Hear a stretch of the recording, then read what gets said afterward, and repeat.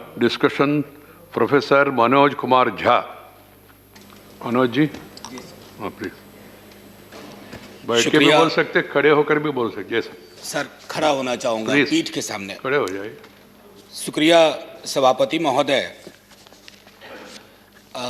आपका बहुत बहुत धन्यवाद कि आपने महामहिम के अभिभाषण के धन्यवाद प्रस्ताव पर मुझे बोलने का मौका दिया। सभापति महोदय, दिक्कत ये है कि उनसे जिनसे होती है इंसान को हमेशा तकलीफ, वो समझते हैं कि वो असल अक्ल वाले हैं। माननीय सभापति महोदय, एक पंचतंत्र में एक कहानी है। एक चित्ररथ नाम के राजा हुआ करते थे। उनके पास एक विशाल सरोवर था और उस सरोवर में सर छोटे छोटे खूबसूरत हंस बहुत सारे थे। वो 6 महीने पे एक पंख गिराते थे और राजा को पंख दे देते थे। बीच में एक सोने का, तथाकथित सोने का के पंख वाला एक बहुत बड़ा पक्षी आया। उसने कहा मैं इस सरोवर में रहूंगा। छोटे पक्षियों ने कहा कि महाराज जी, तो हम सरकार को, राजा को देते हैं अपना पंख 6 महीने पे, आपके लिए यहां गुंजाइश नहीं है। वो सोने के तथाकथित पंख वाला पक्षी वो पहुंच गया राजा के पास। उसके सिपाह सलारों को कहा कि देखो, ये तो तुम्हारी बात नहीं मान रहे हैं और कब्जा करके बैठे हुए हैं सरोवर पे। राजा ने अपने सिपाही भिजवा दिए, सारे हंस मार दिए सर। और वो जो सोने के तथाकथित पक्षी, बड़ा विशाल पक्षी था सर, वो भी उड़ गया। मैं इसका संदर्भ छोड़ता हूं अपनी सरकार पर, सत्ता प्रतिष्ठान पर। अभी जमेगा, इंतजार करिए, अभी जमेगा। हमारे यहाँ बिहार में कहते हैं कि दूध में जोड़न ढंग से पड़े तो दही बढ़िया जमता। अभी जोड़न डाला नहीं है। माननीय सभापति महोदय, मैं अपने इस कथन को चंद खंडों में रखूंगा। पहला खंड होगा कि महामहिम के अभिभाषण का संदर्भ, उसका ऐतिहासिक महत्व क्या है। दूसरा, लोकतंत्र में आंदोलन की क्या भूमिका होती है। तीसरा, पीसफुल असेंबली के साथ कोई भी लोकतांत्रिक मुल्क कैसे डील करे। चौथा, आंदोलनों के और लॉ मेकिंग के बीच का क्या ताल्लुक है। और पांचवा, कि रिप्रेशन की कहां तक इंतहा होती है। सर, लोकतंत्र के 3 स्तंभों के बारे में हम सब जानते हैं। चौथे स्तंभ के बारे में तो मैं बोलूंगा भी नहीं। अगर वैसे आपके दोस्त हों जिस चौथे स्तंभ पर कि एक बड़ी धारा पर आप निर्भर हैं, तो आपको दुश्मन की जरूरत नहीं है। वो दोस्त ही आपका काम तमाम कर देंगे। वो क्या करते हैं, दिन भर कुछ भी मामला हो, लोग दुख में हो, लोग संकट में हो, लोगों की मौत हो रही हो, और शाम में चलाएंगे खालिस्तानी एंगल ऑफ किसान आंदोलन। सर, मैं कॉलेज का विद्यार्थी था। हमने देखा है कि पंजाब और पूरे मुल्क ने क्या भुगता है। हम सब सर, आप तो सक्रिय राजनीति में थे सर। सक्रिय राजनीति में आपने देखा कि पूरे देश ने, हमने सिर्फ प्रधानमंत्री नहीं खोया, हमने हजारों लाखों जानें गंवाई। कुछ तो सीखें इतिहास से। इतिहास दोहराता नहीं है, लेकिन इतिहास प्रेरणा देता है, इतिहास निर्देश देता है, और हम उन निर्देशों को सुनना नहीं चाह रहे। शाम ढले, खालिस्तानी जमा हो गए, पाकिस्तानी जमा हो गए, टुकड़े टुकड़े गैंग जमा हो गए, नक्सली जमा हो गए, माओवादी जमा हो गए। सर, सबसे बड़ा टुकड़ा टुकड़ा गैंग वो है जो अपने भारत माता की संतान की पीड़ा को करुणा से ना समझे, दंभ से देखे, गुरूर से देखे। दंभ और गुरूर लोकतंत्र की जुबान नहीं है। सर, आप लोग कहते हो, आप बहुत लोग नहीं, कुछ आपके मंत्रीगण हैं, माननीय सभापति महोदय, वो 303 कहते हैं कि 303 का आंकड़ा है। सभापति महोदय, इस सदन ने, इतिहास ने इससे बड़े आंकड़े देखे हैं। कहां बिला गए, कहां गुम हो गए, किसी को पता नहीं। आंकड़े नहीं इतिहास तय करते हैं, आंकड़ों के पीछे की संजीदगी और संवेदना इतिहास तय करती है। आपका हाई पॉइंट क्या है, आपका लो पॉइंट क्या है, आप फेल हो रहे हैं उसमें। और लाइटर मैन में कहूं, 303 नाम का एक राइफल हुआ करता था सर, उसकी सर्विस समाप्त हो गई है। 303 उसकी सर्विस समाप्त हो गई है। सर, मैं एक चीज और कह करके फिर मूल बिंदु पे आऊंगा। मैकबेथ से बहुत चीज हम सीखते हैं। शेक्सपियर ने ना जाने अद्भुत चीज लिख दी है। टेम्परेंस बहुत जरूरी है सत्ता प्रतिष्ठान में। कद तब बढ़ता है जब पद की गरिमा को आप समझते हैं। Boundless intemperance in nature is tyranny. It has been the untimely emptying of happy throne and fall of many kings. Intemperance अगर आपके स्वभाव में आ जाए तो सर इसने कितने सिंहासन खाली करवा दिए, कितने राजाओं की घर वापसी करवा दी। थोड़ा सनद रहे, थोड़ा ध्यान रहे। प्लीज बोलो। That is not acceptable. माननीय सभापति महोदय, एक हल्के स्वर में एक बात कहना चाहता हूं। सेंट्रल हॉल का जिक्र जयराम रमेश जी कर रहे थे। वहां जब बैठता हूं ना तो दल से ऊपर लोग सोचते हैं। कई हमारे भाजपा के मित्रों ने पूछा कि क्या इस आंदोलन का स्वरूप क्या है, कैसे खत्म होगा। दिक्कत है कि सेंट्रल हॉल में तो आप पूछ लेते हैं, सदन में आप जुबान नहीं खोलना चाहते। मैंने पिछली बार जब यह बिल आया था कहा था कि दलों के दायरे और उस विप से ऊपर निकल करके देखिए, किसान देख रहा क्योंकि उसने विप जारी कर दिया है। और उसके विप को अगर आप नहीं सुन रहे हैं तो पता नहीं। लोकतंत्र में तो हम सुनते थे कि सुनना और सुनाना दोनों लोकतंत्र की अद्भुत कला होनी चाहिए। आप सुनाने में यकीन करने लगे हैं, सुनना आप भूल गए हैं। खास करके इस टर्म में तो बिल्कुल ही भूल गए हैं। एनीवे सर, माननीय सभापति महोदय, राष्ट्रपति जी के अभिभाषण का एक ऐतिहासिक संदर्भ होता है। हम सब जानते हैं कि सरकार स्क्रिप्ट तैयार करती है। बीते 29 जनवरी को जब महामहिम का अभिभाषण हुआ था, हम में से 19 दलों ने उसमें शिरकत नहीं की थी। माफी के साथ कहता हूं, कष्ट भी हुआ था क्योंकि एक बहुत महत्वपूर्ण ओकेजन होता है। लेकिन माननीय सभापति महोदय, माननीय राष्ट्रपति जी का अभिभाषण जब समकालीन यथार्थ से, दुख और दर्द से, रंजो गम से मीलों दूर खड़ा हो तो कैसे शामिल हो जाए। माननीय सभापति महोदय, बड़ी मुश्किल होती है। सिंघू बॉर्डर, टिकरी बॉर्डर, गाजीपुर, और ये तो 3 महत्वपूर्ण केंद्र हैं छोटे छोटे हलकों में। अभी बिहार में नेता प्रतिपक्ष तेजस्वी जी और पूरे कम्युनिस्ट पार्टी और कांग्रेस पार्टी के साथियों ने मिलकर के मानव श्रृंखला बनाई, तो पूरे देश में कहीं ना कहीं चर्निंग हो रही है। और इस चर्निंग के पीछे का साक्ष्य क्या है? प्लीज, मैं एक आग्रह करूंगा सभापति महोदय, मैंने आज तक अपने सदन में कभी भी किसी पर टीका टिप्पणी नहीं की है, तो सदन की बहस में टीका टिप्पणी नहीं होनी चाहिए। बस इतना आग्रह है। सर, हमने तो वो इतिहास भी देखा है कि एक पार्टी जो 2 सीट पर सिमट गई थी वो कहां पहुंच गई आज। इसलिए ये इस चक्कर में ना पड़ा जाए। एनीवे सर, महामहिम के अभिभाषण को पढ़ने के बाद पहला ख्याल आया कि कहीं पर कहूं या अनकहीं पर बोलूं। जो कही गई बात, अब उसके बारे में मैं थोड़ा पहली चीज एक कहता हूं। My government holds in high steam the values of democracy and sanctity of the constitution। संभवतः पेज 7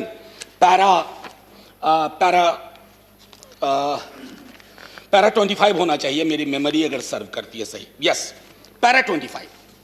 अब इसको सर व्यापक संदर्भ में देखना होगा कि my government values of democracy and sanctity of the constitution. हमने हाल के दिनों में जो भी देखे हैं वो संविधान से इतर देखा है। और वैल्यू ऑफ डेमोक्रेसी सर सिर्फ एक रेटोरिकल वैल्यू नहीं है। माननीय सभापति महोदय, मैं आपको कोट करना चाहता था लेकिन आगे रखा था, लेकिन अभी जहन में आ गया। Recently you have said nationalism and patriotism is not simply sloganeering Bharat माता की जय, जय हिंद या Janagana Mana. No sir, the greatest act of patriotism is speak about the well being of the nation. And that does not mean that I should stand in the orchestra party of the government forever and always. You have not done it when you were in a position. We shall not do it when we are in a position. We'll support you. समालोचना करेंगे, लेकिन आप ये नहीं उम्मीद करेंगे कि आपके खिलाफ का हर एक शब्द, हर एक लफ्ज देशद्रोही है।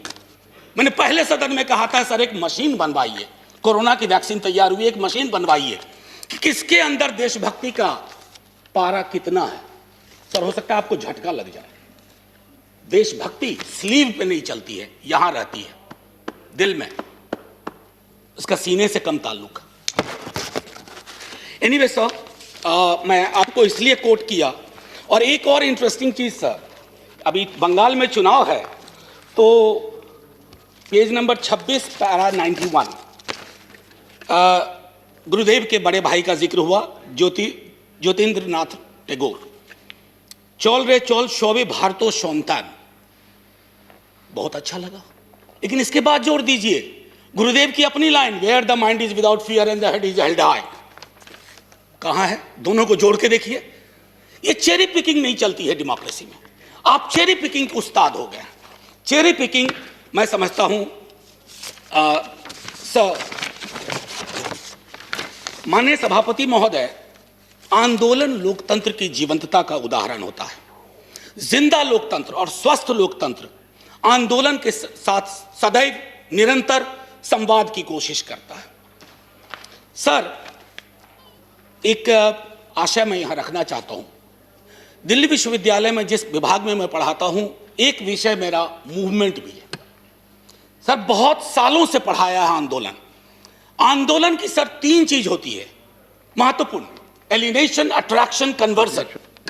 यानी कि अलगाव की चीज कहीं आई, उसके बाद आपका आकर्षण हुआ किसी विचारधारा से, उसके बाद आप सड़कों पे आए। सर, हमने आंदोलनों को न जाने किस नजरिए से देखना शुरू किया है। महोदय, माननीय सभापति महोदय, आपने भी देखा होगा वो सरिया, वो कील, वो खाई। सर, मैं सरहद पे कभी गया नहीं हूं, लेकिन जो तस्वीरें सरहद की देखी हैं वो भी ऐसी नहीं देखी हैं। किससे लड़ रहे हैं आप? अपने किसानों से लड़ रहे हैं। और वो क्या कह रहे हैं? आपसे चांद नहीं मांग रहे हैं, अपना हकूक मांग रहे हैं। और हम में से किसी को यह मुगालता ना रहे, किसी को, चाहे सत्ता पक्ष हो या प्रतिपक्ष हो, कि किसान और खेतीहर समाज की बेहतरी आप किसानों से बेहतर समझते हैं। नहीं, वो अपनी बेहतरी बेहतर समझते हैं।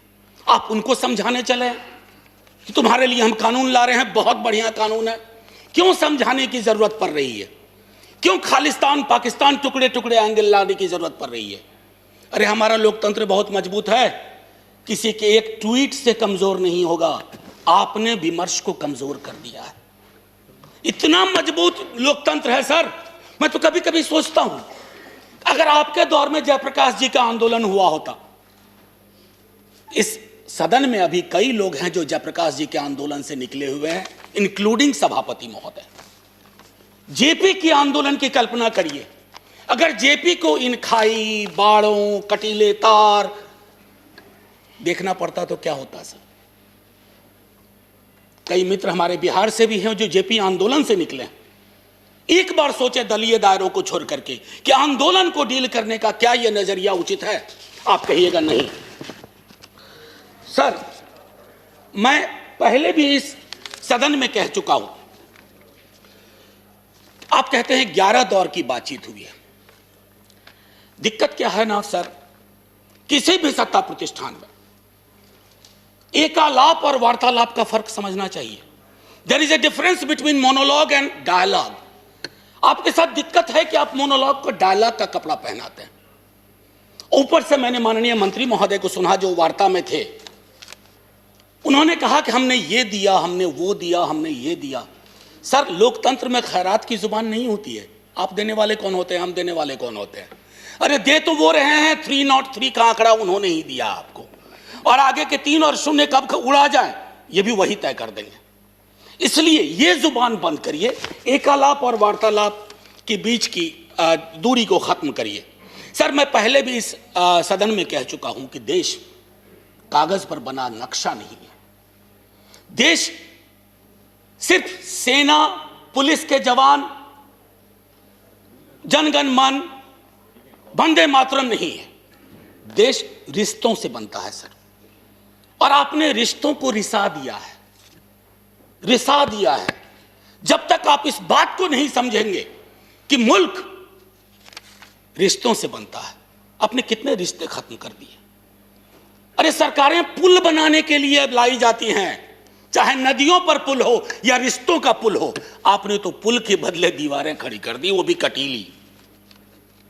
सीए का आंदोलन हुआ, नागरिकों को नागरिक के खिलाफ खड़ा कर दिया। अब तो कमाल है, मैं तो आपके समाजशास्त्र के ज्ञान से भी चकित हूं कि जिस दिल्ली पुलिस के जवान को आप किसान के खिलाफ खड़ा कर रहे हैं, कभी दिल्ली पुलिस का सोशल प्रोफाइल देख लीजिए। इन इलाकों से जिन इलाकों में यह आंदोलन ज्यादा प्रबल है, वहां का एक बच्चा सरहद पे रहता है, एक बच्चा पुलिस में रहता है और एक बच्चा खेत में रहता है। आप इन बच्चों को वो जायदाद के लिए नहीं लड़ रहे, आपने उन्हें भिड़ा दिया। कहीं तो सोचिए, विराम दीजिए। इसलिए मैं कहता हूं, अवतार सिंह पाश की एक कविता कहूंगा, यदि देश की सुरक्षा यही होती है कि बिना जमीर जिंदा होने जमीर होना जिंदगी के लिए शर्त बन जाए। कितना वक्त है सर? नहीं, आपका 18 मिनट अराटेड टाइम है जी, आपने ऑलरेडी 17 मिनट्स दिया। ओ सर सॉरी, 2 मिनट दे दीजिए बस। 2 मिनट दीजिए। जी सर, आंख की पुतली में हाँक के सिवा कोई शब्द ना हो। आपको सिर्फ हाँ चाहिए आंख की पुतली में, चाहे वो कितनों भी अश्लील हो। पाश कहते हैं, मैं नहीं कह रहा। और मन बदकार पलों के समक्ष हमेशा झुका रहे, तो हमें देश की सुरक्षा से खतरा है, देश को अपनी सुरक्षा से खतरा नहीं है। ये फर्क आपको समझना होगा।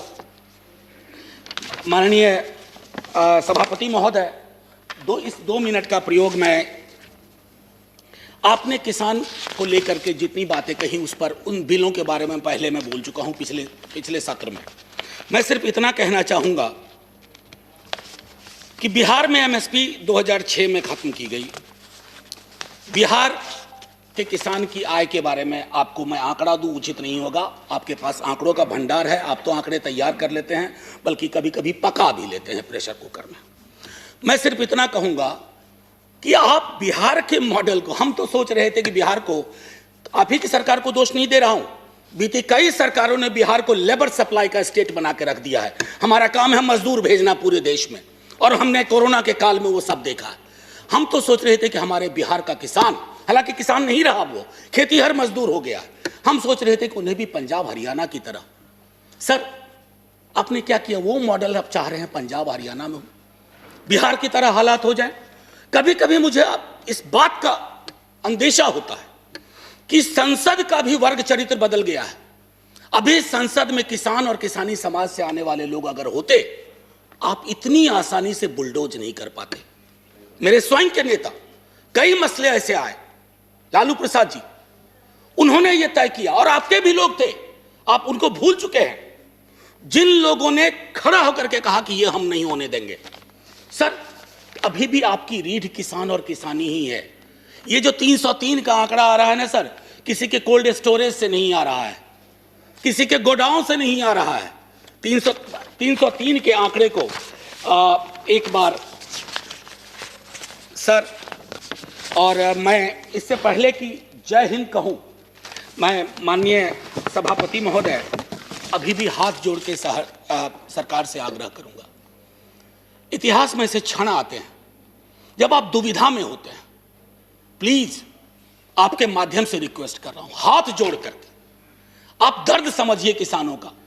सर, पूस की सर्द रातों में, माघ की सर्द रातों में सड़क पर रहना आसान नहीं होता। पानी बंद कर दिया गया, शौचालय बंद कर दिए गए। सर, इस तरह के पोजीशन, इस तरह का अग्रेसिव पोस्चर हमने तो अपने कुछ पड़ोसी मुल्कों के लिए भी नहीं सुना, जो अंदर तक आ गए। सर, लाल आंखें वहां होनी चाहिए, कहां हम आंखें लाल कर रहे हैं। ये किसान आपके हैं, ये किसान मेरे हैं। अगर एक दिन इन्होंने हड़ताल कर दी, एक दिन तय कर लिया कुछ नहीं, सर, संसद बंद हो जाएगी, सरकारें बंद हो जाएंगी, क्या होगा पता नहीं। इससे पहले कि मैं कहूं जय जवान, जय किसान और जय हिंद, माननीय सभापति महोदय, मैं बस सर 1 मिनट का और वह दीजिए, 30 सेकंड। मैंने कभी ऐसा किया नहीं, लेकिन आज इतनी सारी चीजें थी। कई लोग इसमें हेरोल्ड लास्की को प्रयोग करते हैं, कहते हैं, कोट करते हैं। उन्होंने कहा था कि लिबर्टी के मसले पर you need to find the government accountable time and again, that's the test of the democracy, but we have failed. किसानों को ही हमने फेल नहीं किया है। और आखिरी सर, इजाजत हो तो तरन्नुम में, नहीं तो यूं ही। मैं भी खाइफ नहीं तख्ता-ए-दार से, मैं भी मंसूर हूं कह दो अगियार से, क्यों डराते हो जिंदा की दीवार से। जेल, जिंदा जेल। जुल्म की बात को, जहल की रात को मैं नहीं मानता, मैं नहीं जानता। Thank you sir. जय जवान जय किसान।